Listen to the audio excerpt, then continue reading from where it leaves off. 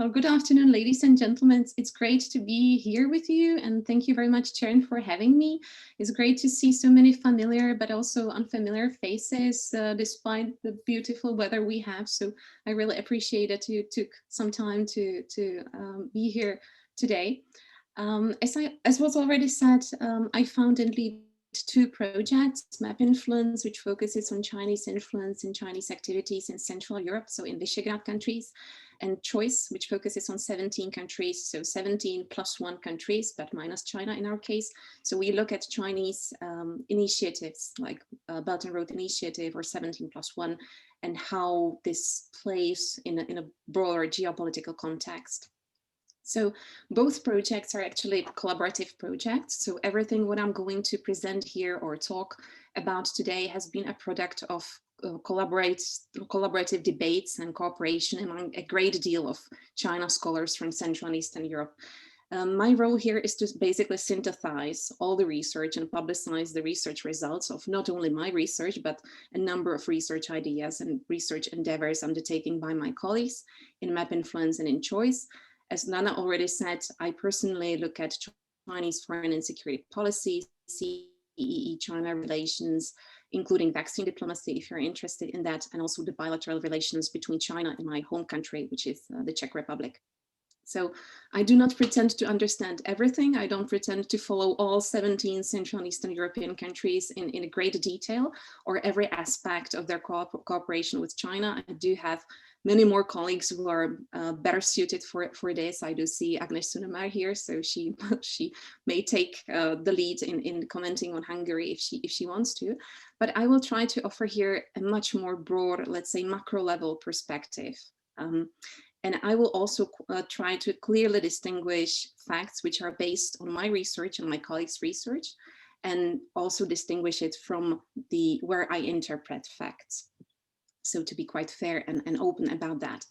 I would like to divide my presentation into two parts, actually. I would like to first talk about why China has entered the region of Central and Eastern Europe and why Central and Eastern European countries were initially interested in having China, having broader, more deep cooperation with China. So I would like to frame it in a context, not just show you a paper I did with my colleagues and then go into very specific details. I would really like to first devote some time to this context and to explain what changed between 2012, when 17 plus 1 initiative was founded, until 2021, where we are currently.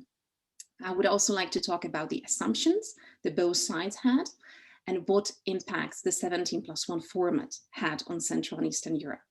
Second, I would like to talk more about Central and Eastern European countries' perception of the inclusion of Chinese telecom companies, in this specific case, mainly Huawei, into the nation's 5G networks. And here I would like to talk about two papers we did recently. One was published in January, and it looks at the debates on 5G issues and Huawei in 7 Central and Eastern European countries, and forecasts some trends where we are currently, where we may be in the end of 2021, 2022. The other paper I would like to debate more here looks at media coverage of 5G issues in connection in China, with China, in Visegrad countries. So that's the paper we did 2 weeks ago in May. And it looked really at how 5G issues in connection to China are portrayed in Visegrad region and how this may play out in politics in a broader context once again. And then I would like to conclude by drawing some broader conclusions regarding the standing of China in Central and Eastern Europe, the future of 17 plus 1, which I guess is what everybody is interested in after Lithuania decided to leave officially. They were hinting that they will leave since the very beginning, since January, but now they announced that they are actually leaving with a great fanfare. So what will happen with the format? Will it survive? Will it not? And also then I would like to conclude by discussing a possibility of inclusion of Huawei into 5G networks in Central and Eastern Europe. So what I'm going to do right now is to share my screen. Hopefully that will work and we can safely proceed into, so I will hide you. So please, if you don't see anything, if I talk too fast, if I talk too slow, if I repeat myself, whatever, please just unmute yourself, or Nana, please unmute yourself and let me know. So the key question here is really whether the countries in Central and Eastern European region are careful or careless. And I would like to really start by putting it in a context, because when we talk about China, we tend to focus on when China entered the region, 2012 being really the inception of 17+1. But of course, China has been present here for a much longer time. But the fact is that once it was a part of the bipolar world, but we were on the wrong side, to put it here. Central and Eastern European countries were on the side of Soviet Union. So we were one of the enemies, actually, of People's Republic of China. So they were not all of them. Once again, I'm going to generalize a lot, because I'm really talking about a huge region in terms of countries and various positions. But in general, I would like to say that it was not very safe to actually look at China, to discuss China, to be interested in Chinese political system, to go very deeply into that. So what sinologists did in Central and Eastern Europe was that they focused on language, on tradition, on those soft, safe issues. And China was also not so interested in this region. So there was quite, I would say, not an ignorance, but let's say a safe distance between each other until 1990. And then they started to build the bilateral relations almost from the scratch in 1990s. And Central and Eastern Europe was not very interested in China. It was interested in the accession to the EU, the accession to NATO, once again, predominantly oriented itself to the West. In Czech Republic, which is my favorite country because it's quite a difference in various aspects from the rest of the region.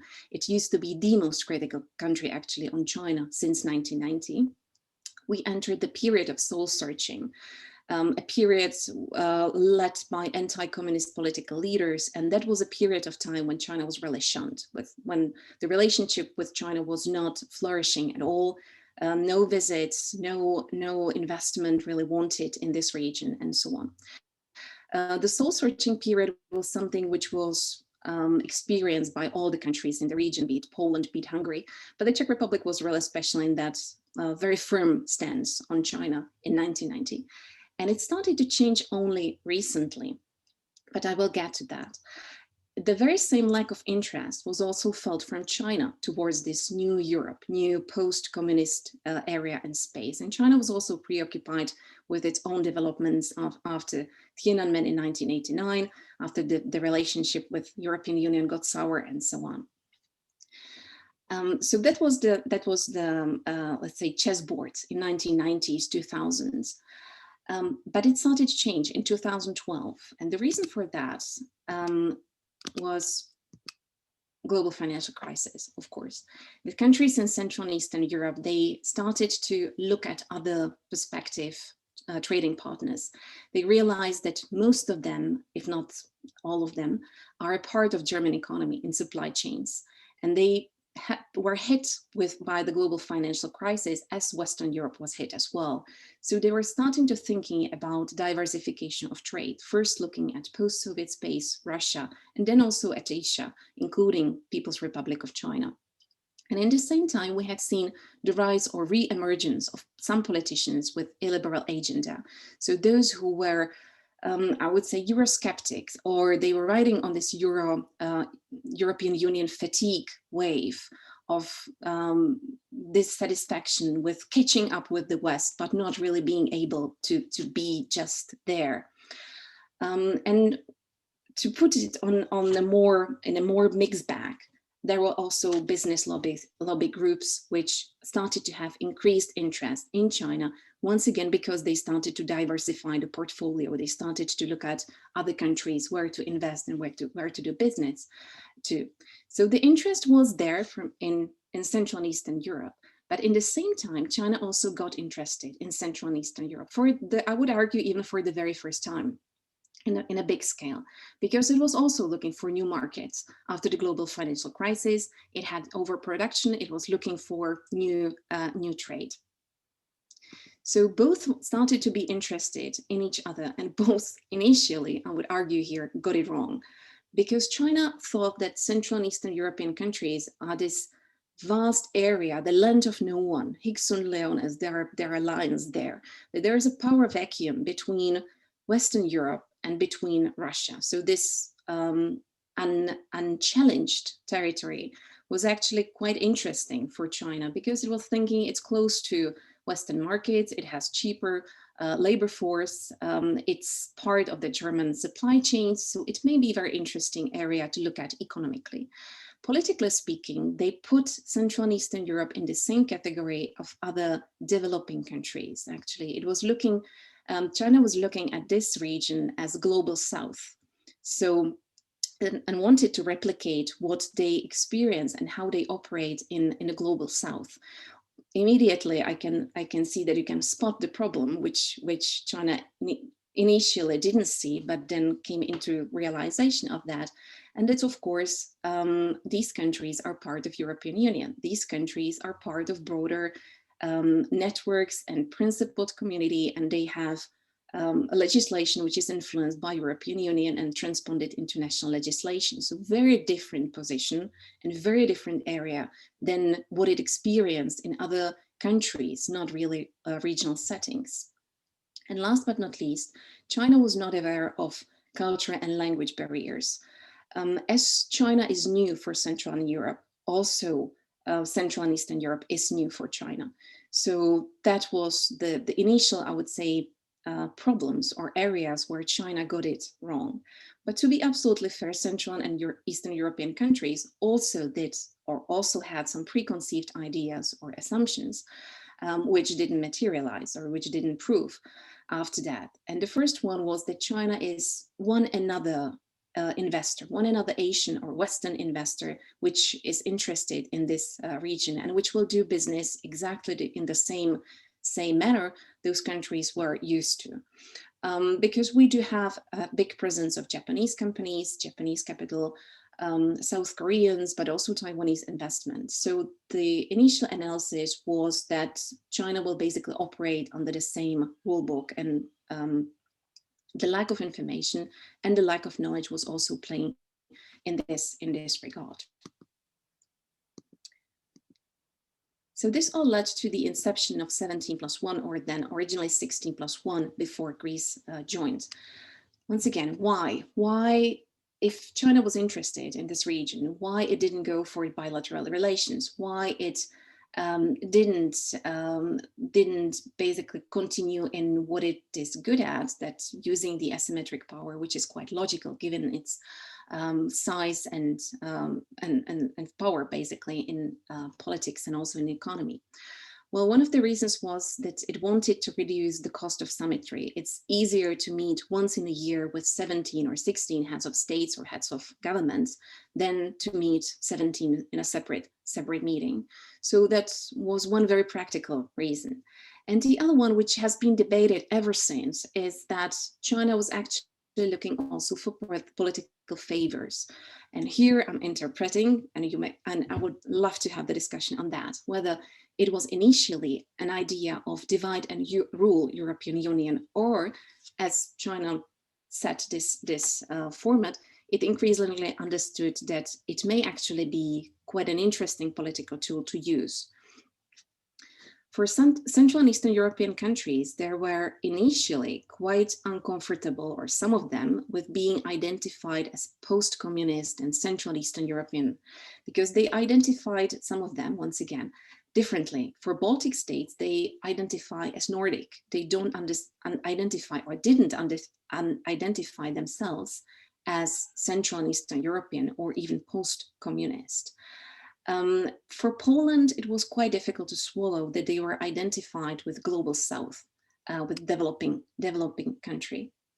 So initially, some of them were quite surprised by the rhetoric, which was talking about the big family of post-communist or communist countries, communist being China, post-communist being Central and Eastern Europe.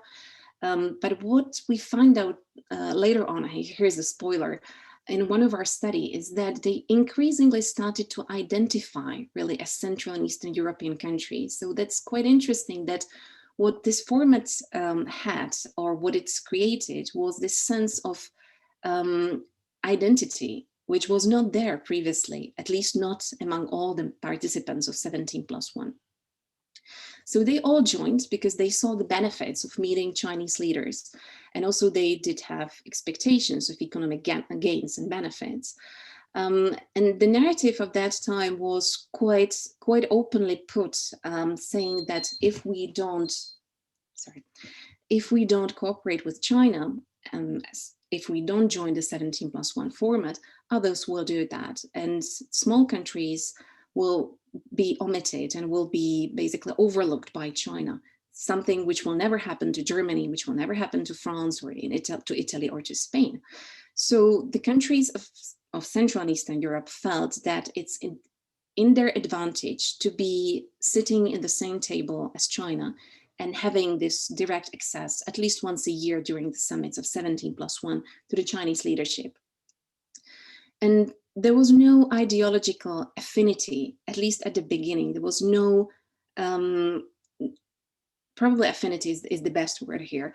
They were not looking with admiration to Chinese political system. They didn't want to emulate it, the political leaders of Central and Eastern Europe. But they were there and in for 17+1 because of economic gains. They expected that there will be huge promises from the Chinese side, and these promises will materialize in the form of FDI poured into Central and Eastern Europe. And last but not least, they also wanted to show Western Europe, I would say, that they are also capable of something, that they can be a part of greater grouping, they can talk to China as equals, whether it's true or not.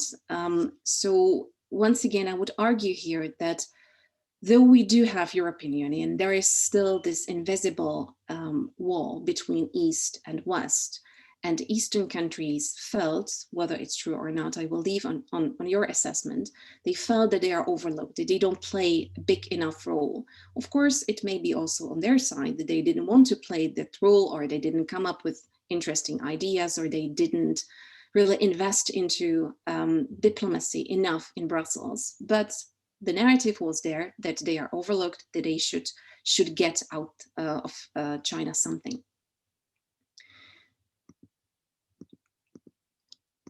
So what was the impact of 17+1? So whether we like it or not, it actually had an impact. So usually how 17+1 was portrayed until recently, until researchers actually started to look at it, did an audit and dig deeper into what 17+1 is really about. So initially it was thought that 17+1 is this once in a year summit where the heads of the government or heads of the state meet with Chinese prime minister or Chinese president.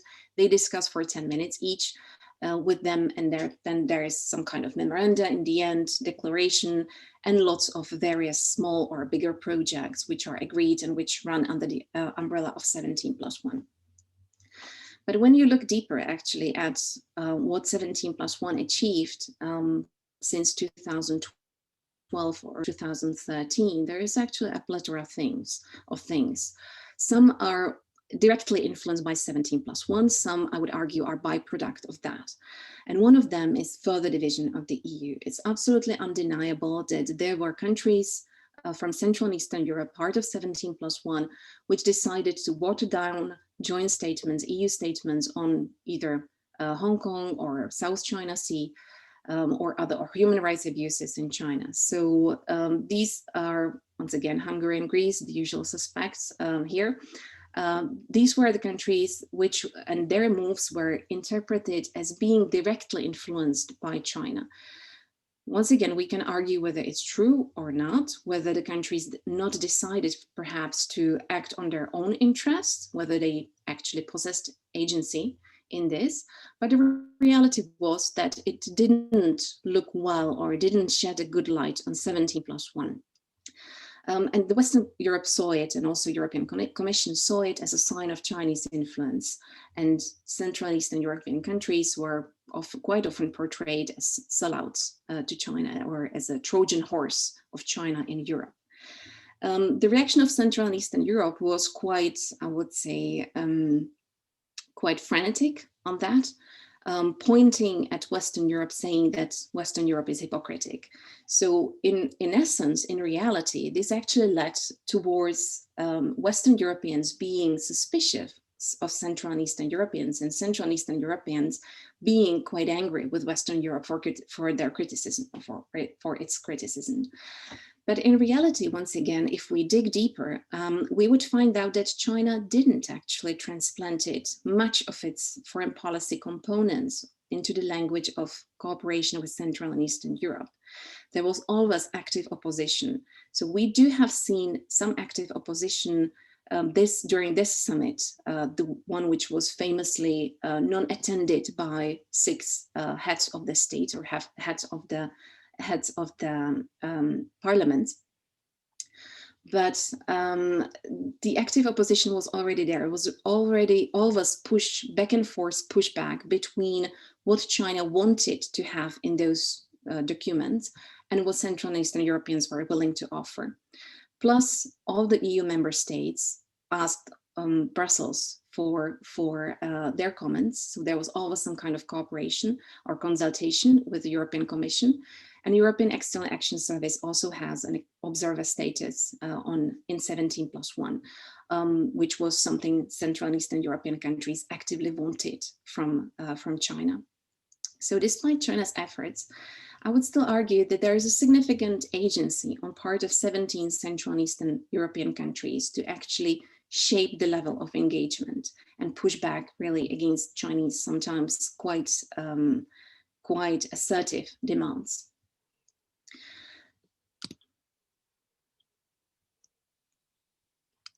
So as part of 17+1, what is quite easily to be documented is that it's not only the summit, it actually goes many layers deeper. So there are relationships, specific conditions for relationship with governments, but also paradiplomacy, so sub-government units, relationship between Chinese provinces and local counties and municipalities. There is also special track for people-to-people diplomacy, special track for cooperation between think tanks, between media, and so on. It's a really wide ecosystem, I would argue, which China managed to build and which is also for a huge portion of that funding. So here I would like to look closely to economic but also societal impacts. So the expectations of 17 Central and Eastern European countries were that if they join 17+1, if they sometimes pay the price of deciding to shift their foreign policy a little bit to China's favor here and there, it may lead to increase of FDI into the region. Of course, the trade exchange increased significantly, but it was rising for a very low basis. So as the trade exchange increased, also the trade deficit actually increased. And the foundings of MERIX and also of Rhodium Group came up with numbers, actually, how many FDI ended up in Central and Eastern Europe. And they find out that only about 2% of Chinese FDI, which was directed to Europe, ended in Central and Eastern Europe. 98% of that was absorbed by Western Europe, by UK, when UK was part of European Union, by France, by Germany, by Italy, by others. So here comes the narrative that Central and Eastern European countries are sellouts or Trojan horses of China in Europe. But it doesn't correspond with the numbers of the FDI actually poured into those countries. So if there are sellouts, then if we want to follow this metaphor of sellouts, we would have to argue that Central and Eastern European countries sold themselves out for a very cheap price or for a very low price.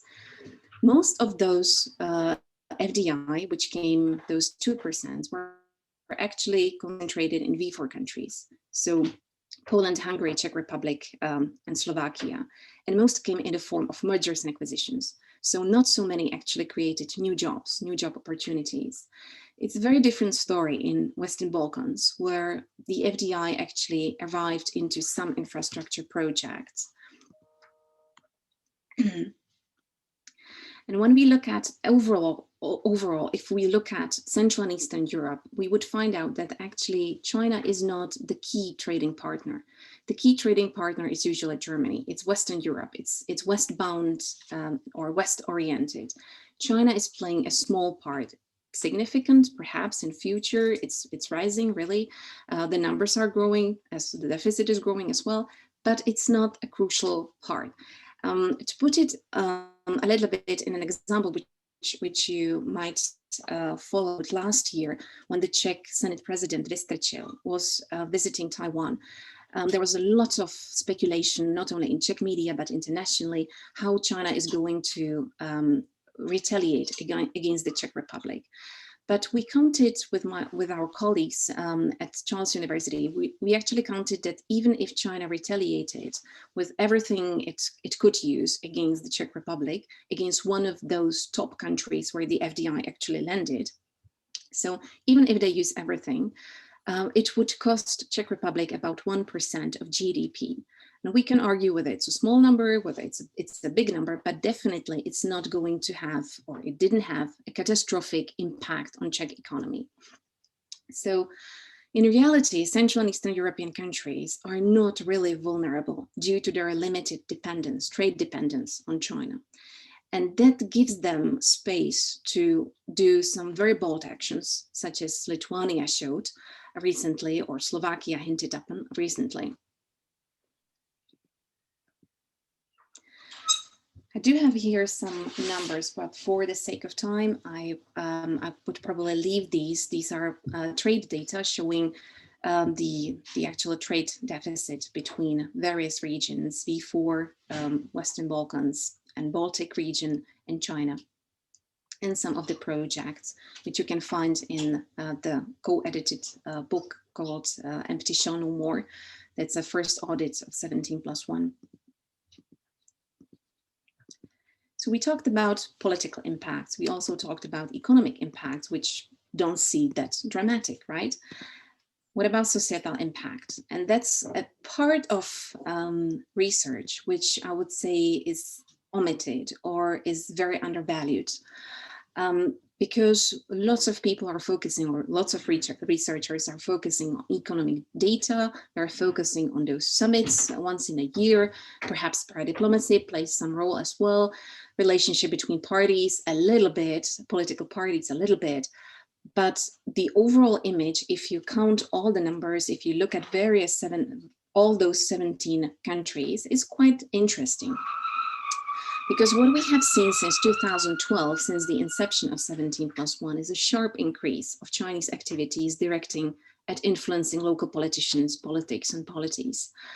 So China has been targeting external propaganda, and it's not a swear word, it's actually the Chinese concept. That's the Chinese terminus technicus.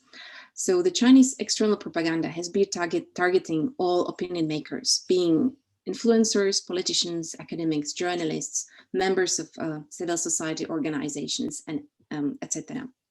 So how does China influence? Well, there is a plethora of things, and if you focus on just one of them, it may seem benign, it may seem almost banal, or it may seem as something as other countries are doing as well. But if you look at it in the full picture and counting all those whole this ecosystem which China created, it starts to look a little bit more daring, or a little bit more dangerous, if you want. And I would like to demonstrate that on the media, and then I'm finally transitioning towards the 5G issue. So China influences in various tools, be it sponsored trips for journalists, sponsored conferences or classes at leading universities. Once again, I would like to use the case of the Czech Republic, where we did had this academic scandal actually at my university, Charles University, where researchers were found to secretly build Chinese embassy in Prague for teaching courses at public university on Belt and Road Initiative.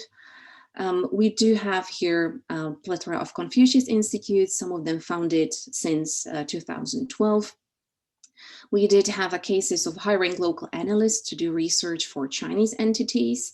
Nevertheless, those Chinese entities sometimes fail to basically proclaim their links to the Chinese state. I would like to use one personal example when I was actually asked by a consultancy to provide analysis of Czech government's position on 17+1. Once we started to dig deeper, we find out that the ultimate benefactor, the person, the client of the consultancy is not to be disclosed. It started to look really fishy and so on. So there is this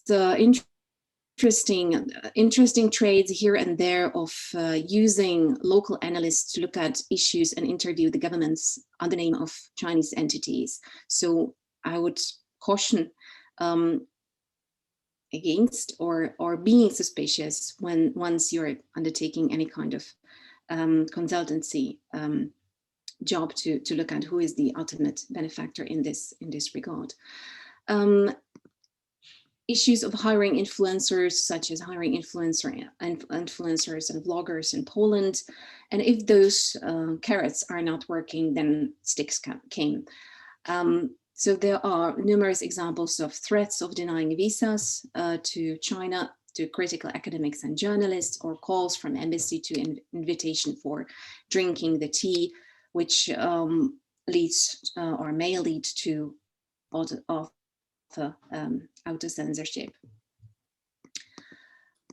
It's not only journalists or academics of high-ranking positions who are targeted. This goes also to students. So there are projects which are, for example, run by Huawei, sponsored by Huawei all over the world, called Seeds for the Future program. But there are also specific projects or scholarship programs which are targeting only 17+1 youth, and that's called the Bridge for the Future program. Once again, there's a plethora of different tools, some of them benign, some of them I would call more malign, such as the influence over media or through media and social media and hybrid operations. So as I was saying, there are various things which may not look as problematic, but there are others which definitely are should be under the scrutiny. And here I would like to talk about what we found out when we did the first media mapping and discourse analysis in V4 countries. So since 2017, we looked at the media discourse, and we first conducted it in Czech Republic, Hungary, and in Slovakia. Then we also hired analysts in Poland and added them in mid-2018. And what we did in mid-2017 was that we decided to look at how China was portrayed in Visegrad countries.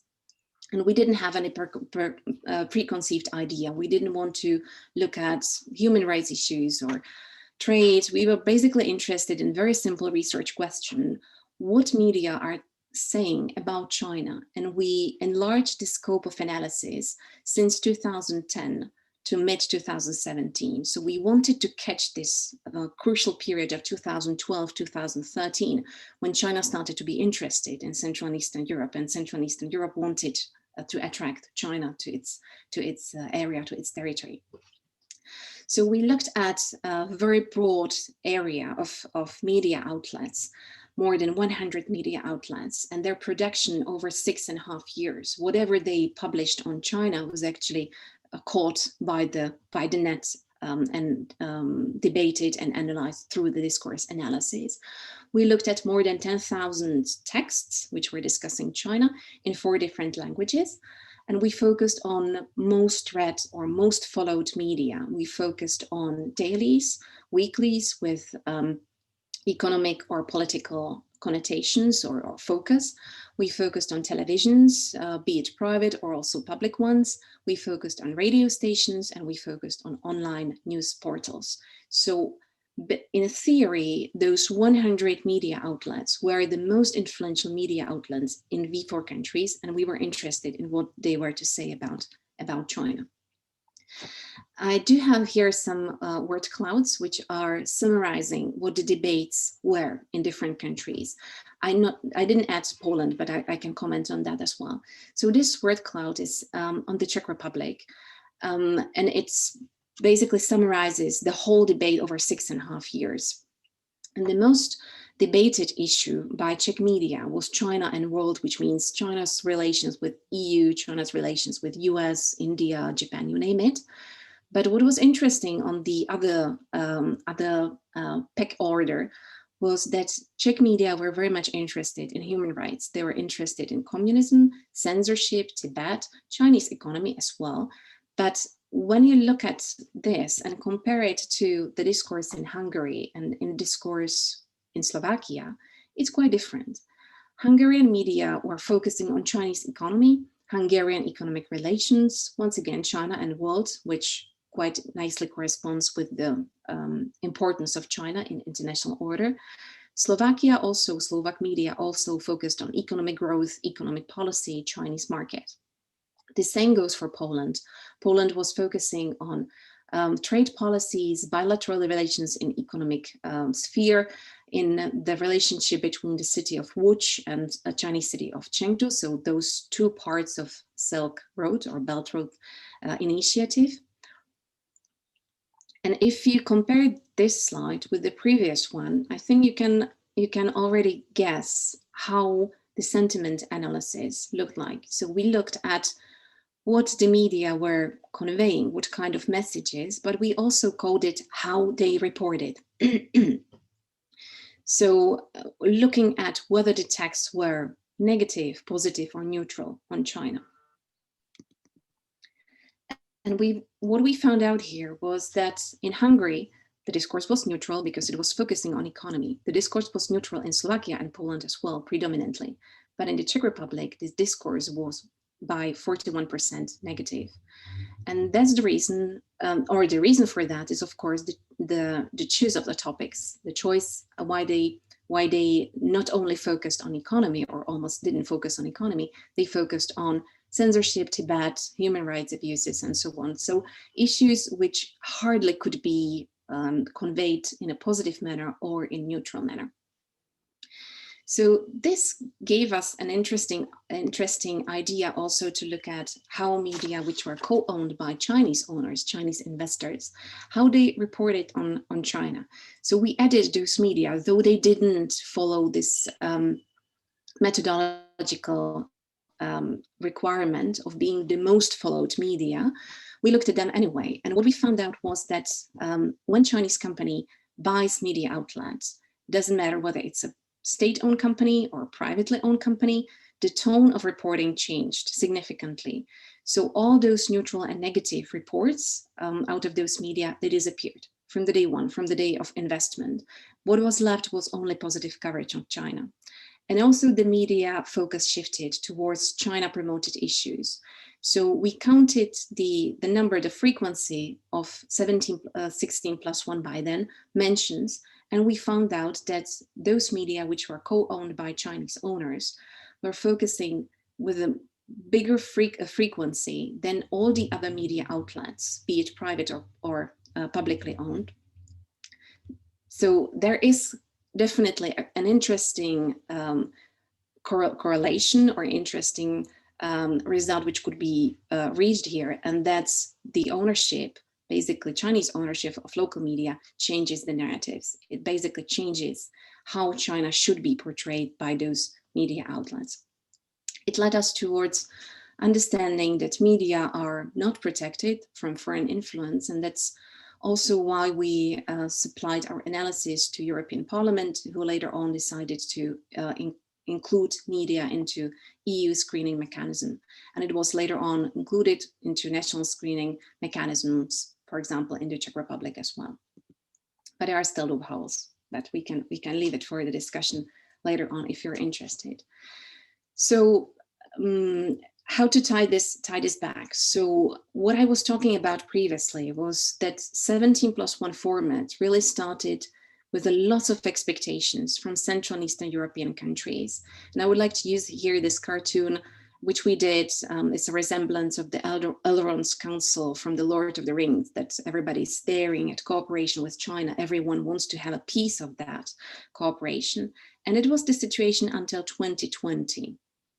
But it started to change slowly. And here we are in a very completely different scenario in 2021.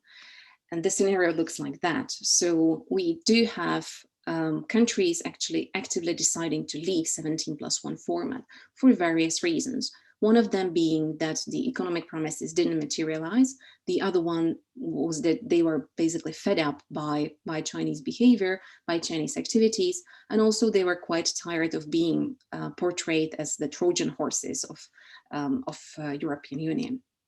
But the last part of that, it also that they started to realize that 17+1 actually did have some societal impacts, which were previously overlooked, but which were increasingly reported in various countries, being it increased activities of Chinese espionage tactics, which were reported by counterintelligence agencies in various countries, be it reports on Chinese growing influence in media, be it reports on academic cooperation, very non-transparent deals sometimes, and so on. So the countries grew aware. So if I have to give a response towards whether Central and Eastern European countries are careful or careless regarding China, I would argue they started as careless and they are slowly moving towards being more careful here. So for the sake of time, I'm going to go really fast to actually reach my target, which is the 5G issue. So we are currently in this huge division between EU, I would argue, and non-EU member states of 17+1. So for the Western Balkans, they actually don't have anything to lose. They would hang around 17+1 as long as possible. Plus, there is actually some investment going into infrastructure, which is needed. They engage in this what one of my colleagues is calling peacock diplomacy. They try to scare Brussels and Berlin by getting closer to Moscow and to Beijing, and it sometimes pays off. If you think about Serbia during the COVID-19 crisis, and Vučić kissing Chinese flag, and how the EU reacted and responded with increased funds for Serbia, that's one of the key examples here, how to approach that. But if there are no tangible results, as the summit in February 2021 showed, they may actually start to reconsider staying in the format as well. For EU members of Central and Eastern European region, started to be caught in this very difficult dilemma between US and between EU. So the US, politically speaking and security-wise speaking, would like to Central and Eastern European countries to be more aware of the risks associated with cooperation with China. On the other hand, Germany, and we already discussed that Central and Eastern Europe is an natural extension of German economy, since we are part of the German supply chains. Germany, on the other hand, is looking for its inroads towards Chinese market. So it doesn't want to row the boat with China that much. And Central and Eastern European countries are caught in this dilemma, who to bandwagon with or who to ally with. The US, because Germany is not going to play the role of security guarantor, or Germany, because US is not playing the role of economic provider. But on the other hand, they are really tired of waiting for Chinese investment. They have a couple of bad experience in Poland with the Kovac, or in Czech Republic with the CEFC company, which bankrupted and which turned out to be actually based on Ponzi scheme. So plus they realize that if they decide to do interesting moves towards Taiwan, for example, they don't come with a retaliation. So this basically increases their leverage and their maneuver position vis-a-vis China, but also vis-a-vis Brussels or vis-a-vis Washington.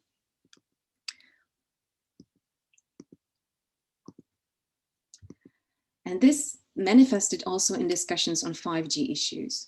So initially, I would argue countries of Central and Eastern Europe were interested in economic benefits. Once again, interested in getting the best deal out of Chinese telecom companies, in this case, Huawei, which is much more prominent than ZTE in Central and Eastern Europe. And it's a part of the networks already. It's part of 3G, it's part of 4G. And it actually competes with a price, with a lower price. So that's why it is interesting. But the debate started to shift towards growing much more cautious and taking into account the US position more and more. Also, US has been much more active diplomatically, visiting Central and Eastern Europe quite often, which has not been the case before. So this all led towards shifting from careless towards careful.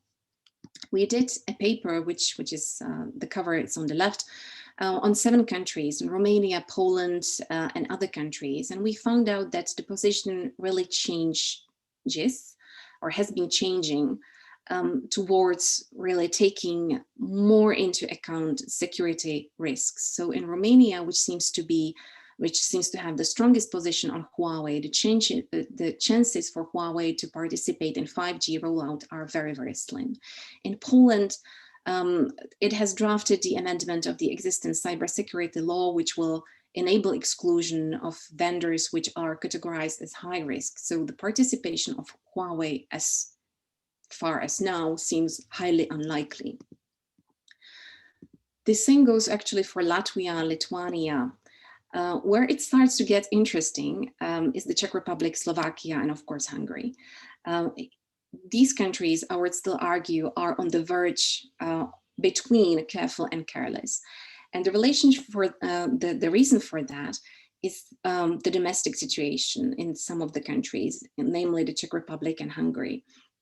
Slovakia usually is a latecomer to debates and tends to, I wouldn't like to say copy, but let's say that tends to get inspired by Czech position on various issues, including the Czech position on China. So the Czech Republic is really hesitant because it has a very peculiar domestic political situation with the president being vocally pro-China until very recently, the prime minister being ambivalent, Minister of Foreign Affairs being vocally pro-China on various occasions, but in the same time wanting to show that Czech Republic is a part and valuable ally of NATO and of the US. So what the Czech Republic has been doing is to wait and see position, I would argue here, and it can change very quickly and very dramatically with the elections. Hungary doesn't want to ban the use of Huawei's technology. On the other hand, it has been promoting Huawei and opening new Huawei R&D center in Budapest. But it may change again. In 2022, there are going to be elections, and elections may bring about the opposition candidate, who is the mayor of Budapest, very famous now for opposing building of the Fudan campus in Budapest. So anything can actually change. So this debate is not over yet. And what some of those countries have been doing is that they were forcing not the governments to decide, especially the Czech Republic, Slovakia, and Hungary, but they were forcing the companies to decide. So they were forcing the business who otherwise would buy the Huawei components to decide for themselves. And the businessmen are quite nervous. They are nervous that the operators are nervous that it may happen that Huawei would be banned, which will mean that they will not be able to get into public tenders. So they are also hedging. So one move for Huawei, 2 moves against Huawei. So this is really still undecided in this region. 4 factors should be taken into account when we forecast the future trends here. And that's, of course, the election, the position of Germany, which a number of countries in Central and Eastern Europe tend to look at. The consideration of local telecom companies, whether it's the security costs and reputation costs may overweight the costs which they will have to endure if they go for less cheap but less problematic option, and also bilateral ties.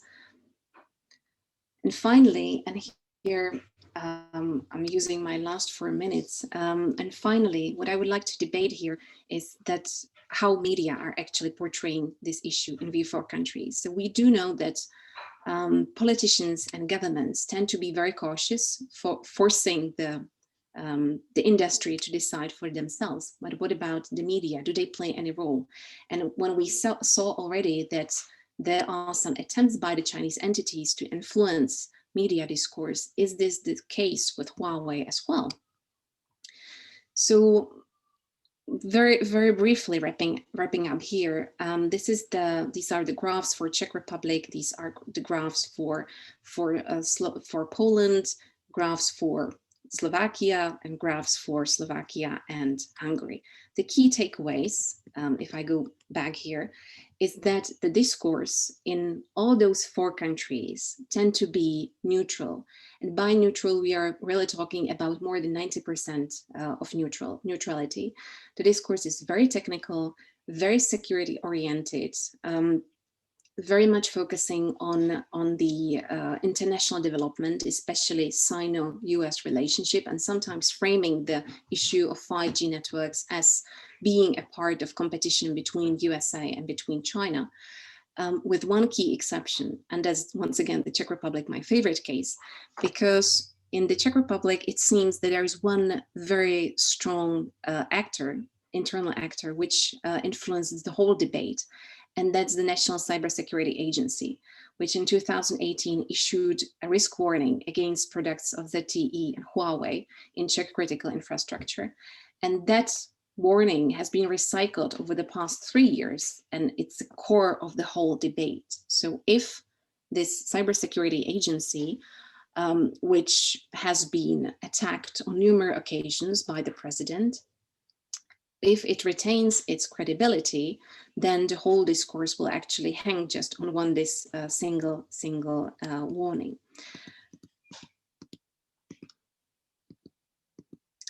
The discourse is really run by journalists and politicians, not experts, be it security experts or 5G experts. As I said, it's tied to international development a lot, with this exception of the Czech Republic. The issue is seen mostly as technical, as something which politicians and experts should decide upon, so something which the local normal population should not be that much informed or should not decide, or doesn't have any way how to decide. What the problem here is that if we say that the discourse is neutral, it may look at as an advantage that there are no preconceived ideas, there is no prejudice, no wishful thinking on the side of the local population, of which journalists, of course, and politicians are a crucial part of. But on the other hand, the neutrality of the discourse is not a function of a huge debate with lots of arguments, with lots of weighted pros and cons. It's neutral because it's very, very technical. It's not neutral because Central Eastern, or in this case, Central European countries would have a very mature debate about whether China should be, or Chinese companies should be, a part of 5G. So there is a problem because the debate is really influenced by a handful of people, that it could be very easily swing into either extreme. And as you know, as I already said, 2 out of 4 countries are heading for general election. What about Chinese actors? Do they try to influence the Huawei discourse in Central Europe? Well, they of course do. Huawei itself has been, or once again, the Czech Republic is an interesting case, because Huawei itself has been sponsoring an analytical independent study, which showed that if Czech Republic excludes Huawei from 5G networks, it's going to cost the country 38 million Czech crowns more than if it's kept there. In Poland, the same narrative was found. What is interesting here is that it was sent to media as an independent analysis, which was done by researchers. Later on, of course, it was found out that those researchers and that analysis was sponsored by Huawei itself. Also, Huawei has been seen regularly placing advertorials, so paid for articles. And the equally interesting case is the narrative of one Czech television, which has been co-owned by the Chinese state-owned investment firm CITIC, where the sentiment of its media was decisively positive towards China, while taking a very critical stance towards the US. So there was quite an interesting kind of polarity between of media coverage by this television. So very last slide. Thank you very much for your patience. I know that my time is almost up. So very last slide, careful or careless, definitely more careful and mostly careful when we look at CEE EU members. When we look at Western Balkans, the situation there is quite different. What may happen in the future on here, I'm trying to wrap up everything. Well, it depends on China's position towards 17+1. What will happen when China realizes that 17+1 is a zombie format, that it's actually failing?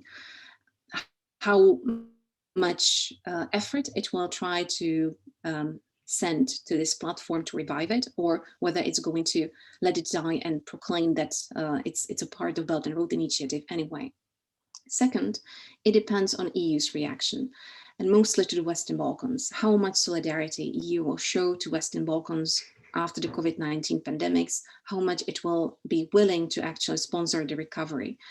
And last but not least, the US position on China and transatlantic cooperation. So the Biden administration, how it will position itself regarding China and what kind of position it will take on Central and Eastern European countries, especially when they show that they are less dependent and willing to take on Chinese funding, or Chinese investment, and more willing to take interesting steps and quite bold moves in international politics. And I would like to stop here. Of course, if you're interested in what we do, me and my colleagues in MapInfluence and China Observers, you're more than welcome to sign up for the newsletters to stay informed, download all the policy papers. All the data I have been showing are there in the website, on the website, and you can always reach out to me and I would be very happy to discuss more. Thank you very much.